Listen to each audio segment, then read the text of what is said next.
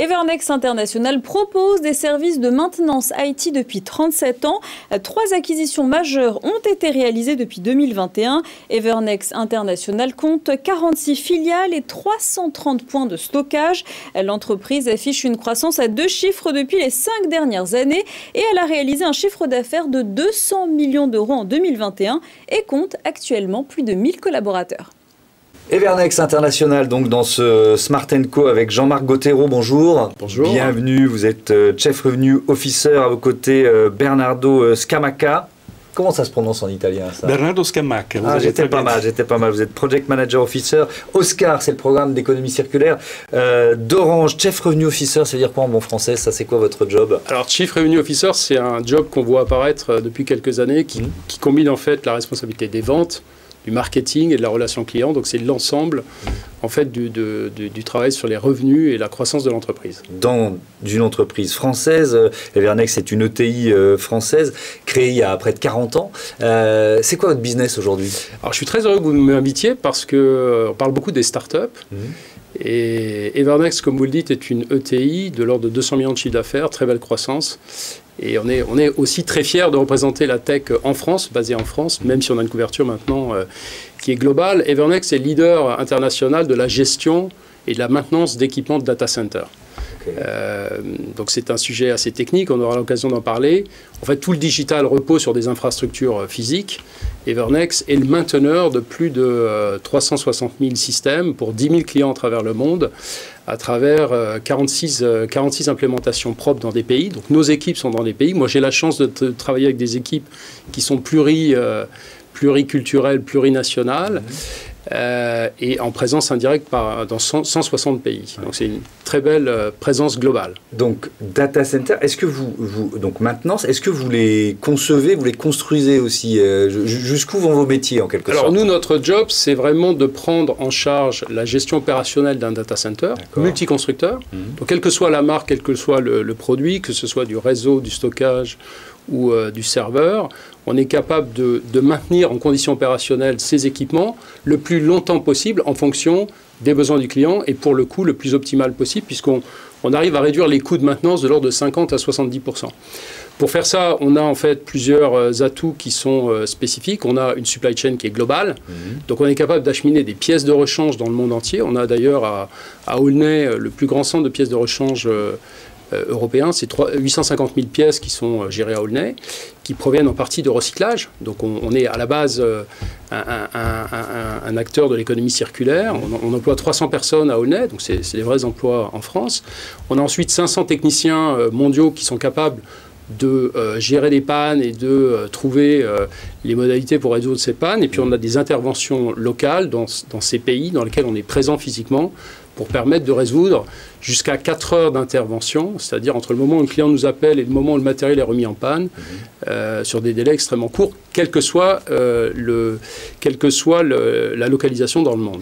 Quand on parle d'économie circulaire, c'est-à-dire c'est pas seulement réparer des objets, c'est prolonger leur durée de vie ou leur donner une deuxième ou une troisième vie, c'est ça? En fait, il y a 3 impacts et ces 3 impacts se cumulent. Il y a d'abord prolonger la durée de vie des équipements. On est un peu dans la mode, on en parlait avec Bernardo, on est un peu dans la mode d'acheter du neuf pour acheter du neuf. En réalité, les équipements aujourd'hui peuvent avoir des durées de vie beaucoup plus longues, de 10-15 ans sans difficulté, à condition qu'on puisse les réparer. D'où la logique d'avoir des pièces de rechange et des capacités techniques. C'est ensuite la capacité de réutiliser, donc de faire du reconditionnement d'appareils. Vous n'avez plus besoin d'un appareil, on va pouvoir le reconditionner pour le mettre à disposition d'une autre entreprise. Et puis en fin de vie, c'est le recyclage de façon contrôlée. Aujourd'hui, il faut savoir qu'on a moins de 20% des équipements informatiques d'entreprise qui sont recyclés. Donc il y a une pollution colossale qui se fait en bout de chaîne avec ces équipements qui sont un peu abandonnés dans la nature et qu'on pourrait réutiliser pour récupérer à la fois les composants et les matériaux. Et donc une marge de progression qui est très importante. Bernardo Scamacca, Oscar, donc programme d'économie circulaire d'Orange, ça consiste en quoi? Quelles sont les ambitions de ce programme? D'abord, Oscar, ça veut dire Orange Sustainable Circular Ambition for Recertification. C'est un programme de transformation. Un programme qui cible à développer l'économie circulaire pour les équipements réseau. Et il s'agit d'utiliser mieux l'existant, d'acheter des équipements reconditionnés d'organiser l'achat et la revente entre filiales des équipements décommissionnés, mais qui sont encore utilisables. C'est combien de filiales d'ailleurs? 26 filiales. Ok, donc c'est d'abord travailler entre vous en quelque sorte. Comment vous travaillez avec Evernex? Pourquoi ce service vous intéresse? Evernex a été sélectionné en 2019 grâce à un appel d'offres. Evernex est un partenaire stratégique qui nous aide à faire de l'économie circulaire pour les équipements IT. Et donc les équipements décommissionnés qui doivent avoir une deuxième et une troisième vie. Et naturellement, grâce à Evernex, nous pouvons aussi contribuer à l'ambition d'Orange qui est de réduire l'émission des CO2 et de réduire aussi l'exploitation des ressources naturelles. Est-ce qu'il y a une part de défi presque psychologique, c'est-à-dire pour faire accepter ces matériaux, ces matériels reconditionnés? Vous avez vraiment dit les mots-clés. Il s'agit d'un programme de transformation.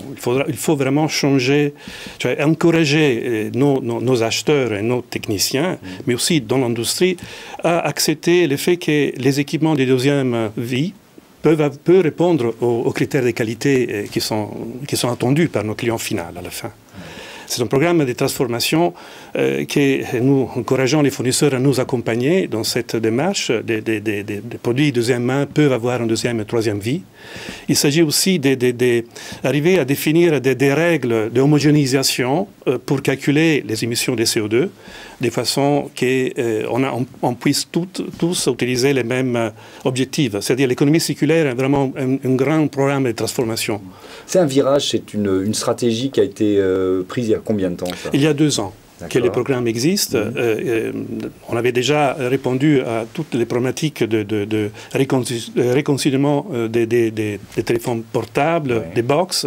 Maintenant, nous adressons la partie infrastructure et équipement réseau. Et c'est un programme qui porte des résultats aussi financiers intéressants à Orange et aussi d'ordre écologique, comme Dieu disait. Évidemment. Allez-y. Oui, alors, je voulais dire, tout le monde a y gagné. Il faut savoir que la pollution, si vous regardez le cycle de vie d'un produit, 50% est au moment de la fabrication. Donc plus on arrive à reconditionner, réutiliser les équipements, plus les choses sont bénéfices pour les entreprises et pour la planète d'une façon générale. Je pense qu'on en parlait avec Bernardo, je pense qu'il y a besoin d'une prise de conscience plus forte encore. Je crois que les entreprises, Orange et leader dans ce domaine, commencent à se saisir du sujet. Je vois que dans les appels d'offres, par exemple, la pondération pour le développement durable augmente. Nous, on a fait des calculs chez Evernex. Dans les 363 000 équipements qu'on gère aujourd'hui, on économise 115 000 tonnes d'équivalent CO2. Ça fait 250 000 allers-retours Paris-New York. Et on est encore une petite entreprise, même si on grossit très vite. Donc ça veut dire qu'on a vraiment une possibilité collectivement de transformer ce modèle économique et d'être peut-être un peu plus économe, mais toujours avec une performance digitale que tout le monde souhaite avoir, plus rapide, plus efficace et plus disponible. Donc on reste dans ces contraintes opérationnelles, mais avec une bonne utilisation de nos ressources. Merci beaucoup, merci à tous les deux. C'était Evernex International, une autre entreprise, ces chiffres clés, c'est tout de suite.